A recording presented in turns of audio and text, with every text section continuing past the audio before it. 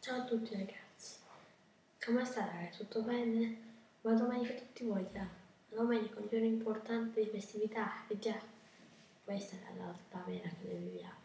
La domenica è importante per noi, ci fa sempre rilassare e sempre vedere il nostro modo di settimana, è già importante la domenica.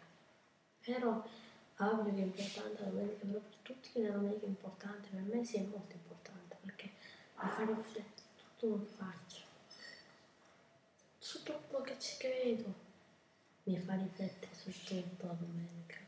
È un giorno molto speciale che non dobbiamo mai sprecare perché lo diamo solo una volta a settimana. Facciamo vedere tutti i giorni di settimana, questo è una legge fisica. Già. Eh sì ragazzi, questo è un giorno speciale perché è festa, e già, e così io mangio la minestra, già, è festa e mangio la minestra, bene ragazzi, questo qua non mi ricordo.